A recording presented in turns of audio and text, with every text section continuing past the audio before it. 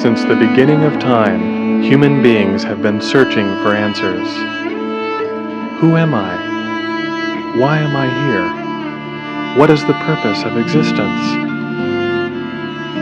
Many great incarnations and prophets have tried to shed light on the human dilemma and urge us towards spiritual awakening. Like different flowers on one tree of life, they spoke the same truths, but were bathed in different fragrances. Buddha saw enlightenment as the answer to our suffering, a 1,000-petal lotus emanating from the crown of the head. Muhammad also spoke of the Ruh, a cool breeze flowing out of the top of the head and the hands. At the time of resurrection, your hands will speak, he explained. And Krishna, in his playful mirth, depicted the need for yoga, or union with the divine. He spoke of the collective nature of man and the need for each of us to dissolve into the ocean of bliss. Christ also explained that salvation would come only through second birth. Forgiveness and compassion would clear the path towards this awakening, which would be felt as tongues of cool flames crowning the head in a divine halo.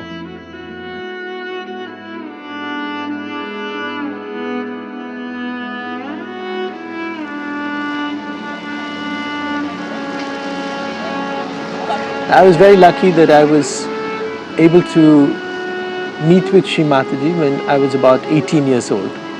And she was staying in Bombay, and she was at that time the wife of the chairman of the Shipping Corporation of India.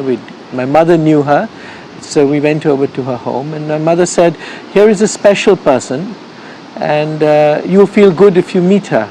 There were not that many people. There were a few people in Bombay. They'd meet for meditation. In fact, when they met for meditation, Shri Mataji herself would be there, sitting in front of everybody. But it took a few years after that to fully realize the power of the vibrations.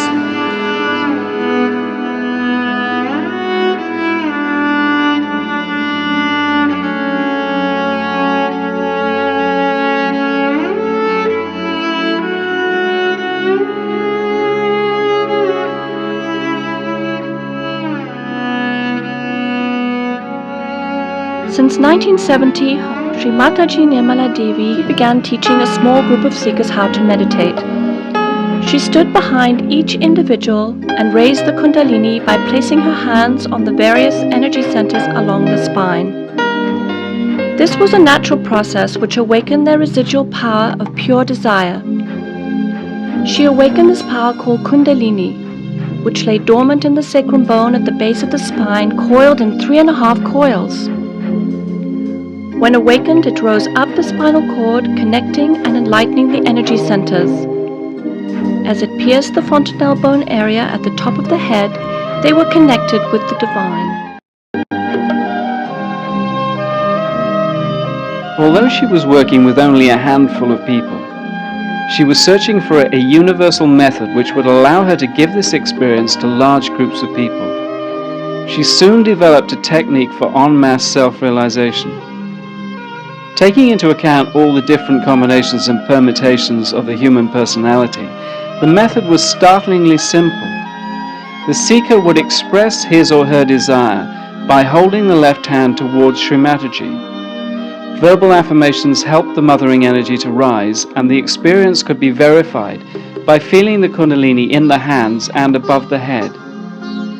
As more and more people expressed their desire to have this awakening, she began an en masse self-realization movement. We can see from one point of view that human beings are created as human beings, and they have mental, emotional, all these sides. Now they are guided by their emotional side, maybe mental side, also depending on the birth and all that. So they are bound by all these things. We have within us a power, I call it as Kundalini, which is kept in the triangular bone, which is sleeping there. So when you awaken that Kundalini, she passes through these various aspects of her life and she enlightens them. Not only enlightens them, but she binds them and makes them one. That is where we become above all these things and we become ourselves. Since 1970, she has given enlightenment en masse in over 65 countries around the world, from Russia to Australia. In 1995, at a program held in Bombay, Shri Mataji raised the Kundalinis of over 100,000 people at the same time. People overflowed from the hall and sat in the streets. Unable to hear the lecture, they simply held out their hands and felt the joy. When I came to Shri Mataji, I was the child of my generation. And then, with this sort of very permissive lifestyle that we had, our generation, then when you come to someone like Shri Mataji, who is purity herself, and all your chakras are basically in jeopardy, all your chakras are more or less broken.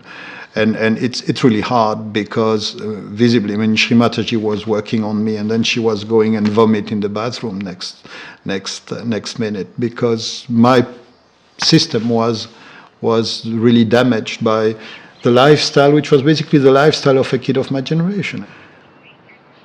But when she came and she told me what she was here for, what she had come for, what she was going to give mankind, what she was giving mankind already, then that was making the whole thing meaningful, the whole course of history. Then I was like, I don't know how you say this in English, écrasé. I was like stunned by the magnitude of it all, because just imagine that suddenly you get a big secret. You are your own master, no doubt, but you have to be made into it. Unless and until you are connected to the means through this, unless and until you are baptized, you are not your spirit. Now the spirit resides in your heart. Nobody knows, you see. He resides in your heart. But you are not aware of it. When the Kundalini passes through these various centers and pierces through this one, then the seed of the spirit is here. If it doesn't work, we'll work it out later.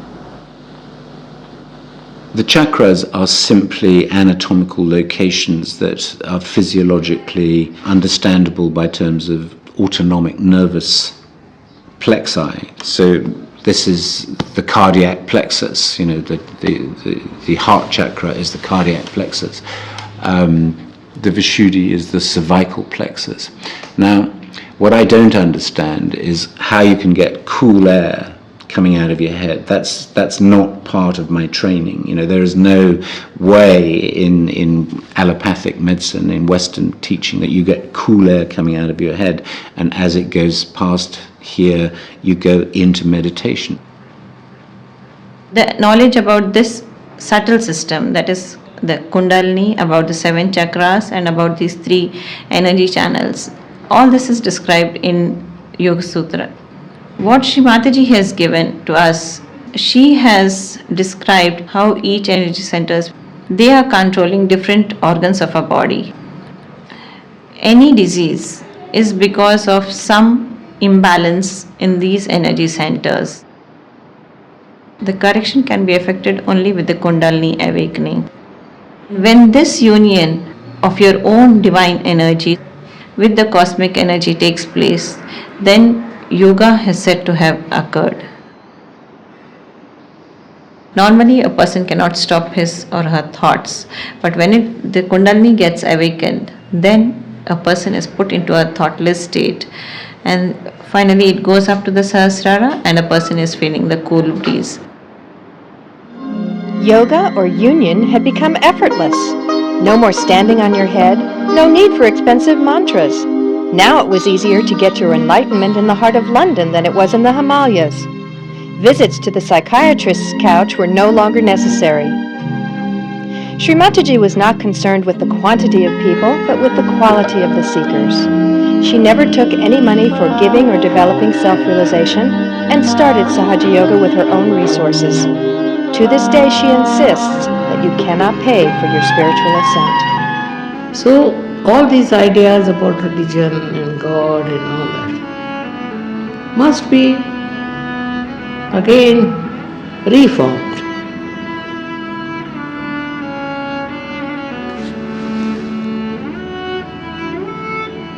There's no need to ring the bells or anything. Bells have to be inside.